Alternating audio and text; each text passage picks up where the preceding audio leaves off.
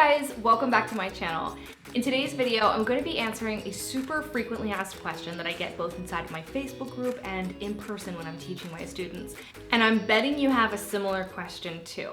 That question is this: how can I compete with other photographers but not compete on price? How can I get out of that pricing game where you're just trying to be a little bit cheaper than the photographer next to you? And I absolutely love this question because it really brings us back to the basics of business and brings us back to the basics of serving our clients well. So in today's video, I'm going to be giving you 3 ways that you can differentiate yourself and stop competing on price alone in your photography business. The number one thing that you must do, must, is establish your brand. Now, brand is something that's thrown around a lot, and that word kind of starts to lose its meaning a little bit. So I want to talk to you guys about what a brand is and what a brand is not. Many times when I say brand, you would think of a logo, maybe some colors or a pattern.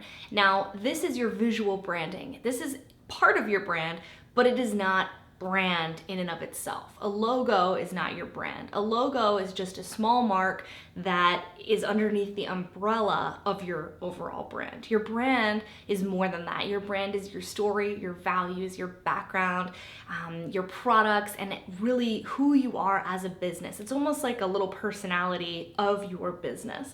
So your logo is just a small part of that. So if you already have a logo, that's great, but that doesn't necessarily mean that you have a brand. And one thing that a lot of photographers don't do is properly brand themselves so that they can stop competing on price and they start to really showcase their true value and what makes them different and unique than someone else. The next thing you absolutely must do is have a tremendous understanding of your ideal client.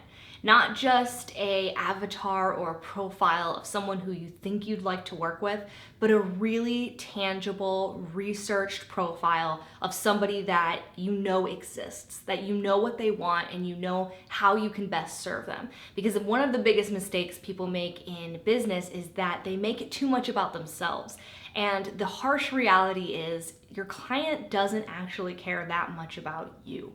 They care what you can do for them. They care about what's in it for them. And I think we're all like that, right? When we're shopping, we want to get what we want. And if a store can offer us what we want, we're willing to pay. So keep remembering and keep in mind your ideal client and your ideal photography client.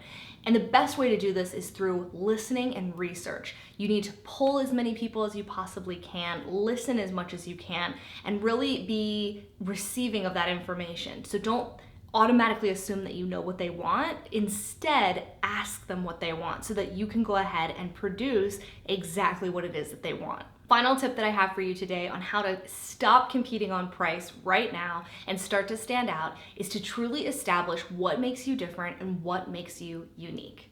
Now, you might be saying, there's nothing, I'm not different, I'm not unique, but you're wrong. We all have a unique story and we all have a unique perspective.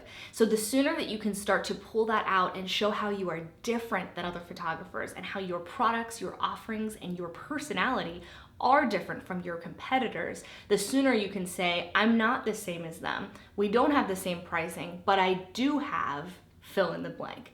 So start to think about how you're different, how you can bring that unique competitive advantage to the marketplace to stand out so you can stop competing on price. I would love to continue this conversation about branding and marketing and how it can grow your photography business. So let's go ahead and do that over in the PhotoBoss Facebook group. Let me know in the comment section which one of these 3 tips resonated with you the most, or which one of these 3 tips you're going to be implementing this week. I can't wait to hear from you guys. I will see you next week. Bye, guys.